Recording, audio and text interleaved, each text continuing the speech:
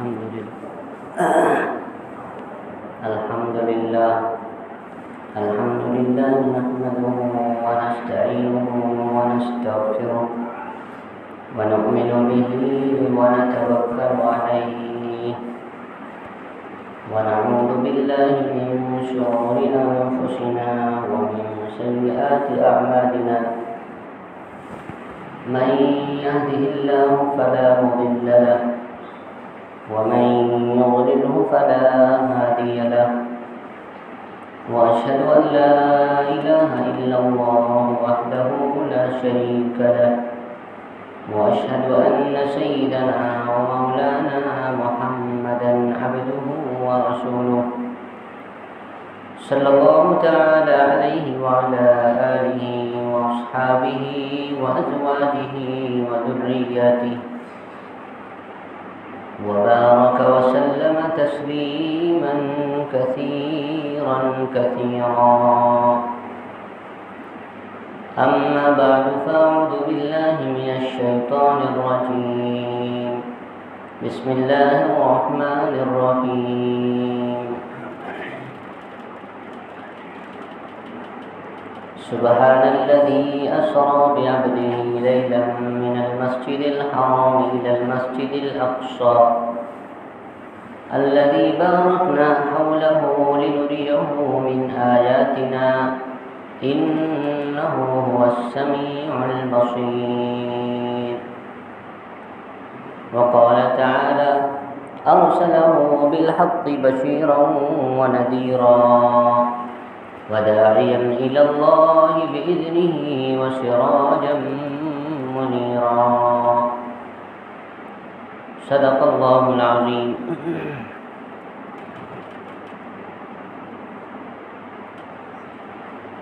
میرے محترم بزرگوں اور دوستوں،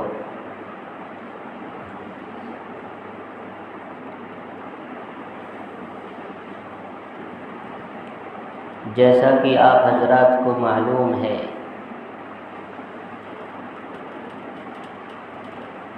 کہ اسلامی مہینوں میں سے ایک عظیم المرتبت مہینہ جسے رجب کہا جاتا ہے،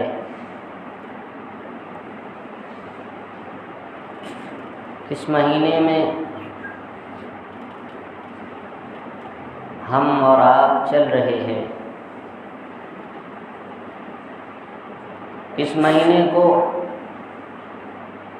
بھی اللہ رب العزت نے فضیلت والی کچھ چیزیں عطا فرمائی ہیں، جن میں سے اس مہینے کی ایک فضیلت اور ایک خصوصیت یہ ہے کہ اسی مہینے میں آقا و مولا جناب محمد رسول اللہ صلی اللہ علیہ وسلم کو معراج کا معجزہ عطا فرمایا۔ اللہ کے نبی صلی اللہ علیہ وسلم کو ویسے تو اللہ نے کئی سارے معجزے عطا فرمائے، قرآن کا معجزہ بھی اللہ کے نبی صلی اللہ علیہ وسلم کا بہت ہی بڑا معجزہ ہے۔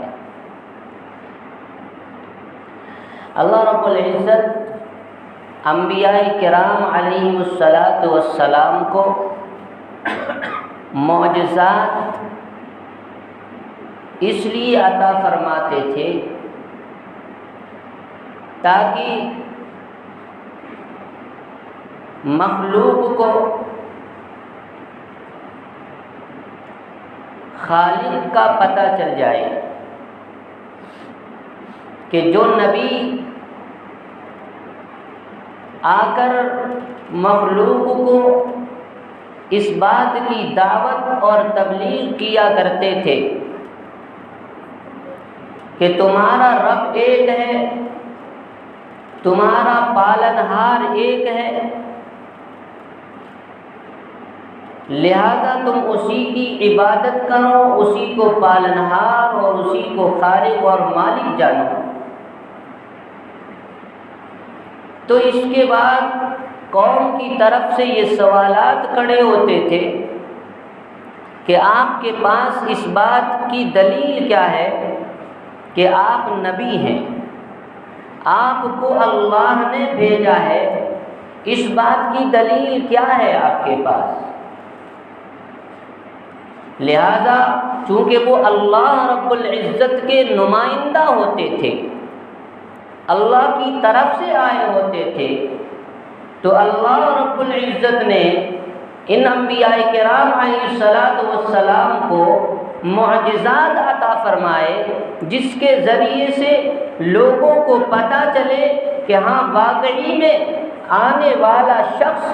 دعوت دینے والا شخص، تبلیغ کرنے والا شخص، ہمیں ربوبیت اور خالقیت کو بتانے والا شخص، یہ واقعی میں اللہ کا بندہ اور اس کا رسول ہے۔ لہذا ان کے سامنے اللہ تعالیٰ اپنی قدرت سے کچھ ایسی باتیں سامنے لاتے تھے جو انسان کے بس کی بات نہیں، یعنی مخلوق اس کام کو نہیں کر سکتا، وہ صرف اور صرف خالق ہی کر سکتا ہے، جس کو آسمان و زمین کی جس کے پاس بادشاہت ہے، جس کے پاس بڑی قدرت ہے، وہی کر سکتا ہے، کوئی معمولی انسان، کوئی مخلوق نہیں کر سکتا۔ جس طرح سے موسیٰ علیہ السلام کو جو معجزہ عطا فرمایا گیا تھا کہ آپ اپنے ہاتھ کو بغل میں ڈالتے تھے اور جب نکالتے تھے تو روشن اور چمکدار ہو جاتا تھا۔ یہ ہم اور آپ میں سے کوئی شخص ایسا کرے تو ہو سکتا ہے؟ نہیں ہو سکتا۔ ہم اس بات سے عاجز ہیں، یعنی ایسا واقعہ اور ایسا کام جو سامنے والے کو عاجز کر دے، وہ اللہ کی قدرت اور اس کی طاقت کے بغیر نہیں ہو سکتا۔ لہذا موسیٰ علیہ السلام جب ہاتھ اندر ڈالتے اور نکالتے تھے روشن ہو جاتا، بولتے تم کوئی نہیں کر سکتے، یہ اللہ نے مجھے عطا فرمایا ہے، اسی اللہ کی میں تمہیں دعوت دے رہا ہوں کہ تم اس اللہ کی طرف آ جاؤ، شرک سے، بت پرستی سے اور دوسرے ہر ایسے کام سے باز آ جاؤ جو تمہارا رب پسند نہیں کرتا، جو منظور نہیں کرتا۔ اسی طریقے سے حضرت عیسیٰ علیہ السلام کو معجزہ عطا کیا گیا تھا کہ وہ کوڑ کے بدن پر ہاتھ پھیر دیتے تو اس کی وہ بیماری جو کوڑ کی ہوتی ہے وہ ختم ہو جاتی تھی۔ اور ہم میں سے کوئی شخص کرے تو ہوتا نہیں ہو سکتا۔ تو ایسے ہی اللہ کے نبی صلی اللہ علیہ وسلم کو بہت سے ایسے معجزے عطا فرمائے تاکہ شکوک و شبہات جس کے اندر ہوں کہ یہ نبی ہے یا نہیں، یہ پیغمبر ہے یا نہیں، یہ اللہ کا بھیجا ہوا ہے کہ نہیں، اس بات کو تسلیم کرنے کے لیے اللہ تعالیٰ انبیاء کرام علیہ السلام کو معجزہ عطا فرماتے تھے۔ ٹھیک اسی طرح اللہ کے نبی ہمارے اور آپ کے آقا جناب محمد الرسول اللہ صلی اللہ علیہ وسلم کو بہت سارے معجزات عطا فرمائے گئے، جن میں سے ایک معجزہ قرآن کریم بھی ہے۔ قرآن کریم اللہ رب العزت کا ایسا معجزہ ہے کہ آسمانی جتنی کتابیں اللہ نے نازل فرمائی اور اس وقت کے انبیاء کرام علیہ السلام پر کتابیں اور صحیفے نازل ہوئے، وہ سب کے سب وقتی تھے اور ایک متعین مدت اور متعین زمانے تک تھے۔ بعد والوں نے اس میں تحریف کر دی، اس کو بگاڑ دیا، ان کی تعلیمات کو ختم کر دیا یا ملاوٹ کر دی۔ لیکن قرآن کریم معجزے کے طور پر اللہ کے نبی صلی اللہ علیہ وسلم کو عطا فرمایا گیا تھا کہ کوئی شخص، اس لیے قرآن کریم میں اللہ رب العزت نے ہر مکہ والے، عرب جاننے والے عرب دان حضرات جو اپنی فصاحت اور بلاغت کا جو اس وقت بول بالا تھا، زبان دانی کا دعویٰ کرنے والے تھے، بڑے بڑے ادیب اور شعراء تھے، ان کے سامنے انہی کی زبان میں جب قرآن کریم پیش کیا گیا اور کہا گیا کہ تم میرے نبی کو حق نہیں مانتے، تم ان کو کہاوت کہانی بتلانے والے یا اپنی طرف سے بنا کر لے آنے والے کہتے ہو، تو تم تو بڑے اپنے آپ کو فصاحت و بلاغت کے جو ہے بے تاج بادشاہ سمجھے جاتے ہو، تو اس آیت جیسی کوئی ایک آیت لے آؤ۔ وہ ایک چیلنج کیا گیا کفار مکہ کے سامنے جو عرب داں تھے، لیکن وہ بھی اس چیلنج کو قبول نہیں کر سکے، اور قیامت تک کوئی اس چیلنج کو قبول نہیں کر سکتا، کوئی اس کو رد نہیں کر سکتا، کوئی اس کے مقابلے کا کلام نہیں لا سکتا۔ ایسا فصیح اور بلیغ کلام ہے اللہ کا کلام۔ تو قرآن کریم بھی اللہ کے نبی صلی اللہ علیہ وسلم کا معجزہ ہے، جس کی حفاظت کی ذمہ داری خود اللہ رب العزت نے یہ فرما کر لی، اِنَّا نَحْنُ نَزَّلْنَا الذِّكْرَ وَإِنَّا لَهُ لَحَافِظُونَ، ہم نے ہی اس قرآن کو نازل کیا ہے اور ہم ہی اس کی حفاظت کرنے والے ہیں۔ دوسری کسی کتاب کی حفاظت کی ذمہ داری اللہ نے نہیں لی، اس کلام پاک کی اللہ نے ذمہ داری لی کہ ہمارا یہ کلام ہے اور ہم اس کی حفاظت کریں گے، قیامت تک کوئی مائکا لال اس کو نہیں بدل سکتا۔ یہ ایک معجزہ اللہ کے نبی صلی اللہ علیہ وسلم کا، یہ بھی ایک معجزہ ہے۔ اس کے بعد قرآن کریم کے ساتھ ساتھ ایک اور معجزہ آپ کو عطا کیا گیا، وہ یہ تھا کہ اللہ کے نبی صلی اللہ علیہ وسلم کو راتوں رات مکہ سے اٹھایا اور بیت المقدس تک لے جایا گیا، اور وہاں سے آسمانوں کا سیر کراتے ہوئے سدرۃ المنتہا، اور پھر وہاں سے اللہ رب العزت کی بارگاہ میں آپ کی حاضری ہوئی۔ یہ بھی آپ کا معجزہ ہے۔ میرے بھائیو، یہ کتنا لمبا سفر ہے، یہ ہمارا اور آپ کا عقیدہ ہے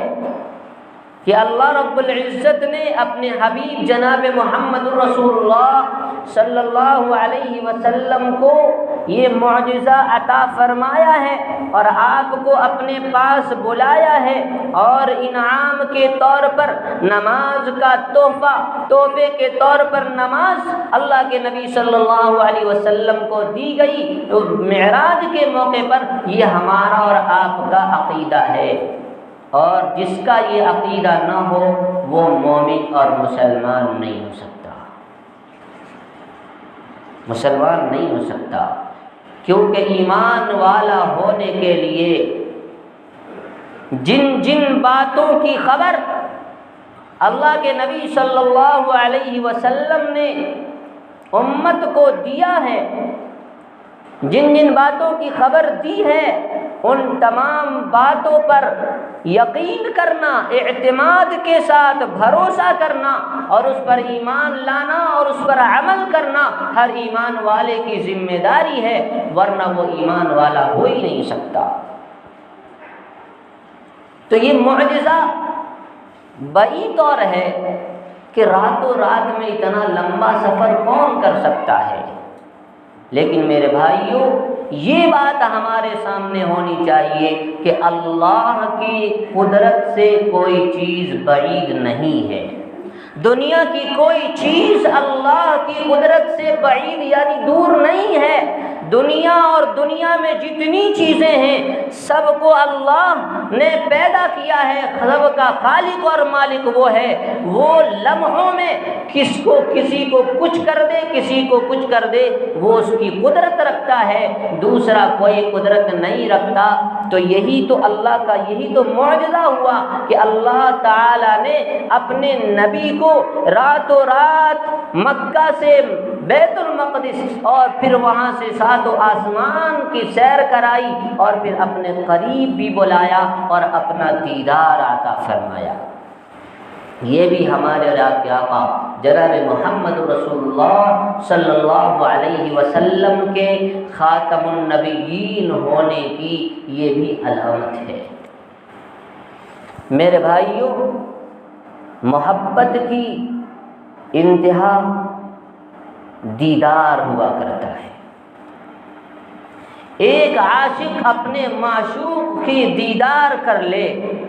یہ اس کی انتہا ہوتی ہے۔ اللہ رب العزت نے تمام انبیاء کرام علیہ السلام کو اپنی محبت کا ذائقہ چکھایا، اور سب نے اپنے اپنے طور پر اس محبت میں غرق ہو کر اللہ کی عبادت کرتے تھے، یہاں تک کہ حضرت موسیٰ علیہ السلام نے اس بات کی پیشکش کر دی کہ اے اللہ، میں آپ کو دیکھنا چاہتا ہوں، میں آپ کو دیکھنا چاہتا ہوں۔ اللہ نے فرمایا لن ترانی، تم مجھے نہیں دیکھ سکتے، میرے تجلیات کو تم برداشت نہیں کر سکتے، میرے انوارات کو تم برداشت نہیں کر سکتے۔ اس دنیاوی آنکھ سے اللہ کو کوئی شخص نہیں دیکھ سکتا۔ اللہ رب العزت نے حضرت موسیٰ علیہ السلام کے پیشکش پر ایک تھوڑی سی جھلکی دکھانے کے لیے کوہ طور پر بلایا۔ وہاں پر موسیٰ علیہ السلام گئے، صرف ایک پردہ ہٹا، اللہ کے نبی حضرت موسیٰ علیہ السلام اس صرف نورانیت کو دیکھ کر بے ہوش ہو گئے، نیچے گر گئے، بے ہوش ہو گئے، اور کئی گھنٹے تک کیا ہو گئے؟ بے ہوش رہے۔ اللہ نے کہا کہ تم مجھے نہیں دیکھ سکتے۔ تو دوسرے کسی انبیاء کرام علیہ السلام نے اللہ کا دیدار نہیں کر سکے۔ یہ ہے کہ اللہ نے بھیجا تھا، اللہ نے پیغام دے کر بھیجا تھا اور اپنی محبت عطا فرمائی تھی، اس محبت میں جو ہے اللہ کے پیغام کو اللہ کے نبی پہنچاتے رہے، اللہ کے بندوں کو اللہ تک رسائی کے راستے بتاتے رہے۔ لیکن یہ جو فضیلت ملی ہے اور یہ جو عظمت اللہ کے نبی صلی اللہ علیہ وسلم کو یہ شرف جو ملا ہے، وہ صرف اور صرف ہمارے اور آپ کے آقا جناب محمد رسول اللہ صلی اللہ علیہ وسلم کو ملا، وہ یہ کہ اللہ نے اپنا دیدار عطا فرمایا۔ سب لوگ بغیر دیکھے، ہم اور آپ بغیر دیکھے ایمان لائے، اور یہی ہماری فضیلت اسی میں ہے، ہماری جو ہے خیر اسی میں ہے کہ ہم بغیر دیکھے اللہ کو مانیں، اللہ کے نبی صلی اللہ علیہ وسلم کی باتوں پر اعتماد اور بھروسہ کر کے ہم ان باتوں کو تسلیم کریں اور مانیں، اسی میں ہماری خیر ہے۔ تو اللہ تعالیٰ نے اپنے نبی صلی اللہ علیہ وسلم کو دیدار اس لیے بھی کرایا تاکہ لوگوں کو بھروسہ کرنا آسان ہو جائے کہ دیکھو جو نبی تمہیں آ کر بتا رہا ہے کائنات کے بارے میں اور اس کی حوادثات کے بارے میں اور اس دنیا کے جو ہے فانی ہونے کے بارے میں اور اس بارے میں کہ دیکھو تمہارے سامنے قبر ہے، تمہارے سامنے حشر ہے، تمہارے سامنے آخرت ہے، تمہارے سامنے اپنے رب کے پاس کھڑا ہونا ہے، تمہیں اپنے کیے کا حساب دینا ہے، جواب دہی ہونا ہے، میدان حشر برپا ہونے والی ہے، اللہ اولین و آخرین کو جمع کرنے والے ہیں اور وہاں پر سب کے اعمال کے حساب سے اس کا جزا اور اس کے سزا دینے والے ہیں۔ نیک لوگوں کو جنت عطا فرمائیں گے، برے لوگوں کو جہنم ملے گی۔ اسی طریقے سے جو جس قدر اللہ کا فرما بردار ہوگا جنت کے اس اعلیٰ درجے پر ہوگا، اور جو جس قدر خدا کا نافرمان باغی اور جو ہے شرارت پسند ہوگا، شریر ہوگا، اس کو اسی درجے کے جہنم میں داخل کیا جائے گا۔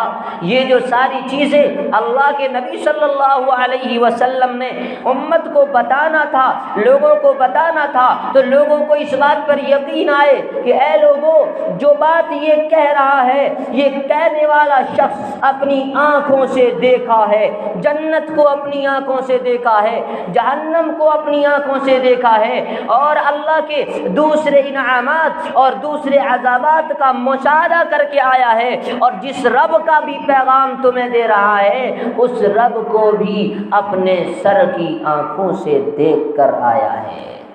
کوئی تو ایسا ہوتا جو اللہ کو دیکھ کر اس کی گواہی تو پہلے سے دے رہے تھے، اللہ کو دیکھ کر آئے اور بتائے کہ میں نے اللہ کو دیکھا ہے۔ تو اللہ نے اس بات کو تمام کرنے کے لیے کہ جو ہے یہ جو نبی ہے اور آخری نبی ہے، اس آخری درجے کا جو کام تھا کہ کسی کی ہم بات مانیں، کہ ہم جیسے آج ہمارا ذہن بنا ہوا ہے، جب تک دیکھتے نہیں اس وقت تک ہم ماننے کے لیے تیار نہیں۔ یہ ہمارے ایمان کی کمزوری ہے۔ ایمان والوں کے لیے ضروری ہے کہ وہ بغیر دیکھی ہوئی چیزوں پر ایمان لائے۔ مثال کے طور پر آخرت ہم نے نہیں دیکھا تو آج ہم اس درجے کو طے کرتے ہیں۔ آج ہماری ایسی غفلت بڑھ گئی ہے کہ چونکہ ہم نے دیکھا نہیں آخرت کو۔ قرآن کریم میں میرے بھائیوں 114 سورہ ہے، 114 سورہ میں سے 90 پر ایک سورہ ایسی ہے جس میں اللہ نے آخرت کو ہی بیان کیا ہے، آخرت کو بیان کیا۔ اور مفسرین نے وَبِالْآخِرَةِ هُمْ يُوقِنُونَ کی تفسیر میں اس بات کو واضح کیا کہ اللہ نے یومنون کہنا چاہیے تھا، یوقنون کیوں لائے؟ اس لیے تاکہ انسان کو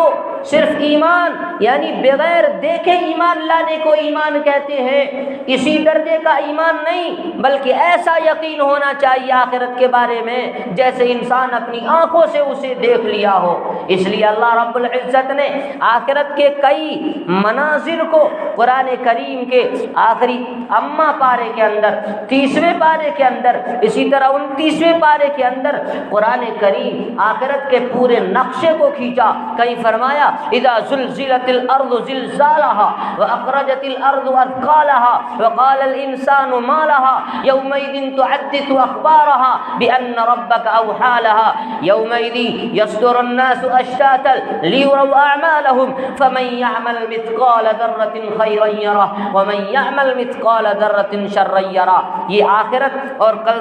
قیامت کے زلزلے کو بیان کیا جا رہا ہے جب زمین کو ہلا دی جائے گی۔ اذا زلزلت الارض زلزالها واخرجت الارض اثقالها، اور جب زمین اپنے سارے بوجھ کو اکھاڑ پھینکے گی، جو اس کے اندر خزانے ہیں یا پھر اس کے اندر قبریں ہیں، انسان کی ہڈیاں ہیں، ان ساری چیزوں کو حشر کے دن، قیامت کے دن اور اکھاڑ کر باہر پھینک دے گی۔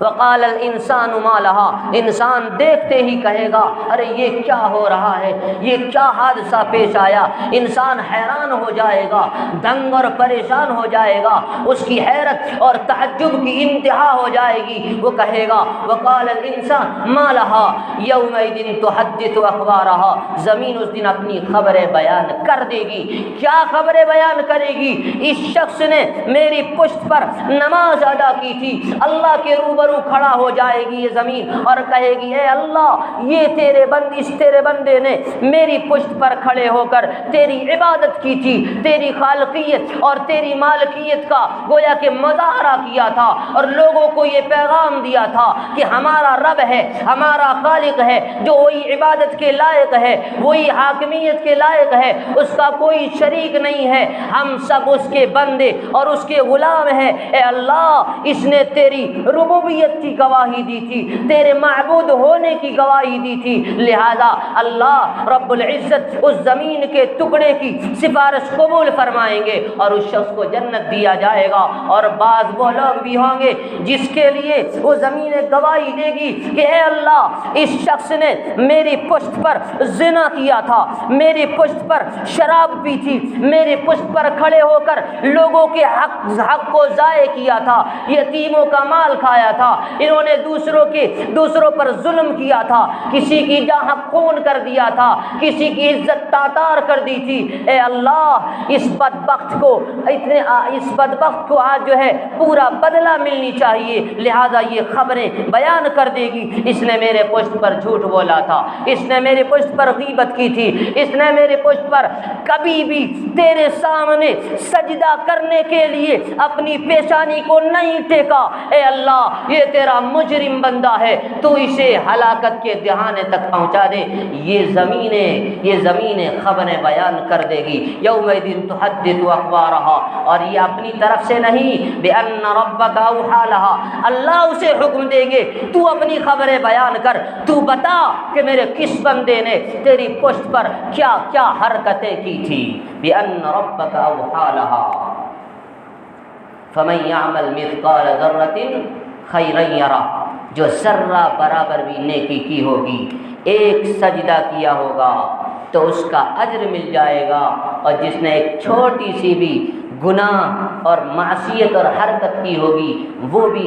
وہ بھی اللہ کے سامنے آ جائے گا، اور اس کے سامنے دفاتر کھل جائیں گے، سب وہ اپنی آنکھوں سے اللہ کے سامنے دیکھ لے گا، ساری ویڈیوز چل جائے گی، سمجھ میں آ جائے گا کون جو ہے کتنے پانی میں ہے، کون ظالم ہے، کون مظلوم ہے، کون اللہ کا فرما بردار ہے اور کون اللہ کا باغی اور نافرمان ہے۔ میرے بھائیوں، تو یہ ساری چیزیں آخرت اور جنت اور جہنم، یہ ساری چیزوں کا اللہ نے اپنے نبی کو مشاہدہ کرا دیا، دکھا دیا، تاکہ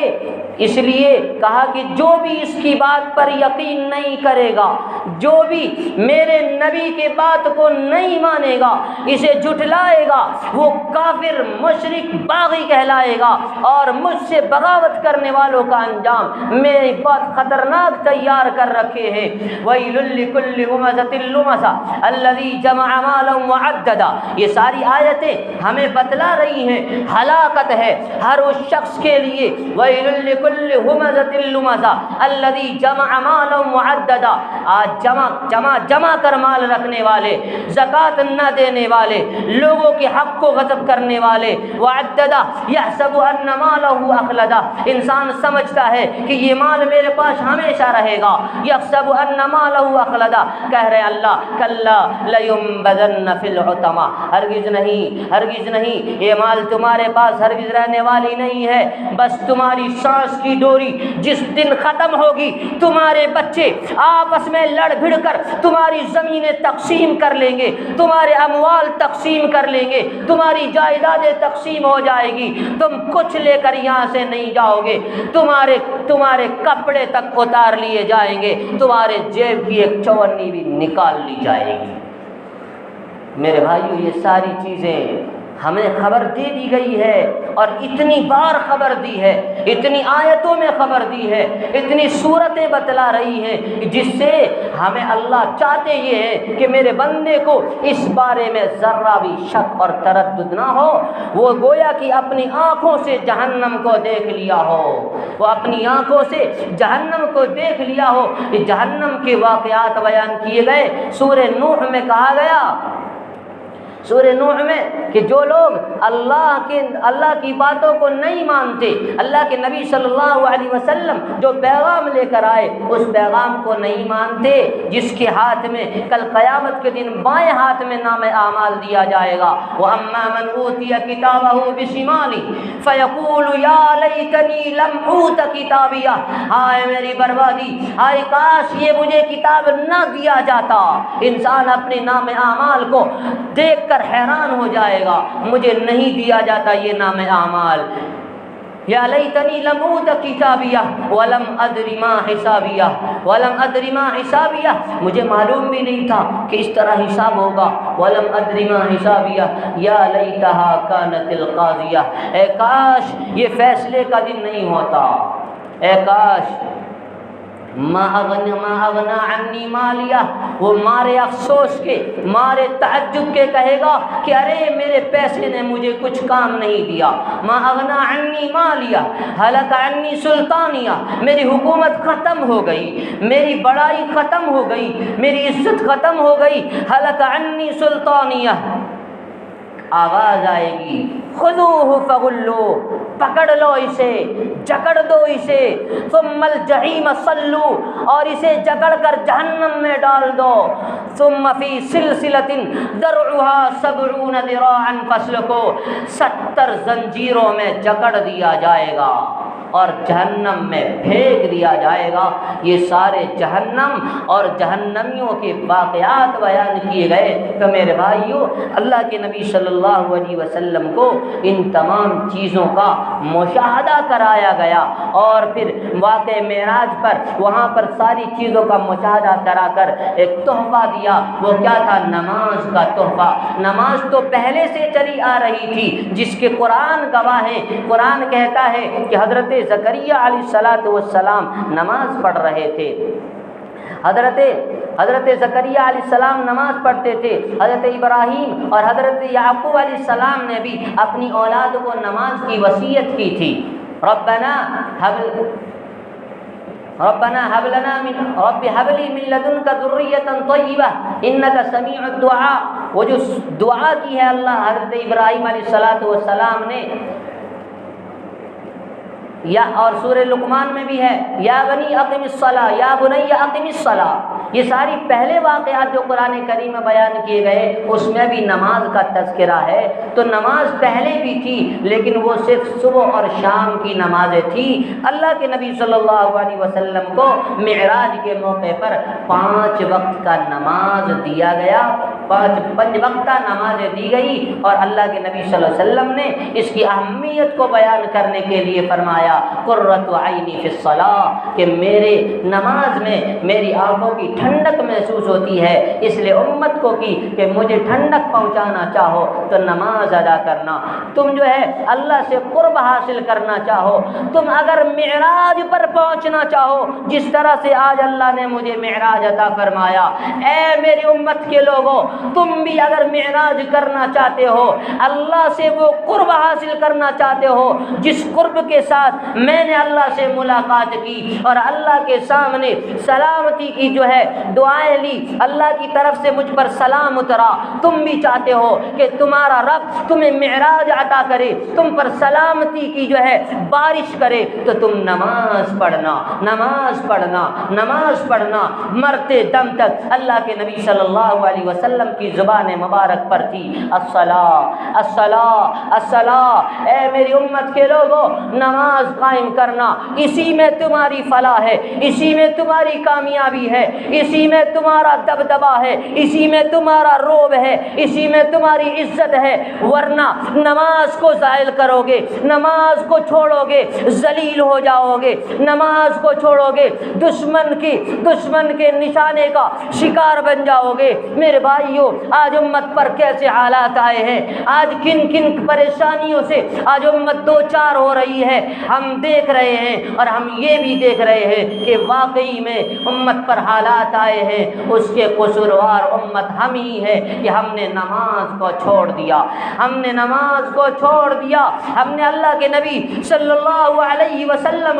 کی ہوئی اس وصیت کو بھلا دی، ہم نے اللہ کے نبی صلی اللہ علیہ وسلم کی آنکھوں کو ٹھنڈک پہنچانا تو دور کی بات، ہم نے ان پر درود و سلام پڑھنا بھول گئے۔ اے میرے بھائیوں، اللہ کے نبی صلی اللہ علیہ وسلم نماز کا تحفہ اس واقع معراج میں لے کر آئے تھے، امت کو اللہ سے قرب اور تعلق حاصل کرنے کا ذریعہ بتایا تھا۔ آج ہم نے ان کو چھوڑا، ہم ذلیل ہو رہے ہیں، ہم رسوا ہو رہے ہیں، ہم مارے جا رہے ہیں، ہم کاٹے جا رہے ہیں، آج ہمیں دبانے کی کوششیں کی جا رہی ہے، ہمیں دنیا سے مٹانے کے منصوبے بنائے جا رہے ہیں۔ میرے بھائیوں، آج ہماری کوئی عزت نہیں، کوئی وقار نہیں، کوئی رعب نہیں، کوئی دبدبا نہیں۔ میرے بھائیوں، اس کی وجہ یہ ہے کہ ہم نے قرآن کو چھوڑا اور نبی پاک صلی اللہ علیہ وسلم کے فرمان کو چھوڑا۔ قرآن کریم نے جہاں پر اللہ کے نبی نے شفقت بتائی، محبت بتائی، وہیں پر قرآن کریم میں وعید بیان کی نماز چھوڑنے والوں کی کل قیامت کے دن کیا حالت ہوگی۔ قرآن کریم میں سورہ مدثر میں اللہ بیان کر رہے ہیں کہ جنتی لوگ جہنمی سے پوچھیں گے، جنتی لوگ جہنمی سے پوچھیں گے، ارے تم جہنم میں کیسے چلے گئے؟ فی جنات یتساءلون فی جنات یتساءلون عن المجرمین ما سلککم فی سقر۔ مجرمین سے جنتی لوگ پوچھیں گے ارے تم جہنم میں کیسے چلے گئے؟ تم تو ہمارے دوست تھے، تم تو ہمارے جو ہے خاندان کے تھے، تم تو ہمارے جو ہے فلاں رشتہ دار تھے، تم ہمارے محلے کے، ہمارے گاؤں، تم کیسے چلے گئے؟ اللہ موقع دیں گے بات کرنے کا، تو جہنمی سے جنتی پوچھیں گے عن المجرمین، مجرم سے پوچھیں گے۔ اللہ نے ایک مجرم لفظ استعمال کیا کیونکہ وہ مجرم تھا اس لیے جہنم میں گیا۔ عن المجرمین ما سلککم فی سقر، تم جہنم میں کیسے گئے؟ وہ کہیں گے قالوا لم نک من المصلین، وہ کہیں گے ہم نماز نہیں پڑھتے تھے، ہمارا جرم یہ تھا کہ ہم نماز کو ضائع کر دیتے تھے، صدائیں آتی تھی ہم جو ہے انسنا ہو جاتے تھے، سننے کی جو ہے ہم نہیں سنتے تھے، انسنا کر دیتے تھے۔ لم نک من المصلین، ہم نماز نہیں پڑھتے تھے، ولم نک نطعم المسکین، ہم مسکینوں کو کھانا نہیں کھلاتے تھے، وکنا نخوض مع الخائضین، اور ہم کیا کرتے تھے؟ اس کا ہم اپنا محاوری ترجمہ اگر اس زمانے کے اعتبار سے کرنا چاہیں تو ایسا کر سکتے ہیں کہ چائے کی دکان پہ بیٹھ کر گٹکیاں لیا تو کرتے تھے لیکن نماز کی ہمیں توفیق نہیں ہوتی تھی۔ صبح 4 بجے اٹھ کر ہوٹلوں کو تو آباد کرتے تھے لیکن مسجدیں ویران رہتی تھی۔ اس کی آج سزا مجھے یہ مل رہی ہے کہ میرے رب نے مجھے جہنم میں ڈال دیا ہے۔ میرے بھائیوں، اس لیے ایسی کہیں قیامت میں ایسا جو ہے ہمیں منہ نہ دیکھنا پڑے، ایسی حالت ہمارے ساتھ نہ ہو، اس لیے نماز کو برپا کریں اور ہم اپنے معراج اپنا حاصل کریں کہ جس طرح اللہ کے نبی کو معراج عطا کی گئی۔ اللہ تعالی ہم سب کو کہنے سننے سے زیادہ عمل کی توفیق عطا فرمائے۔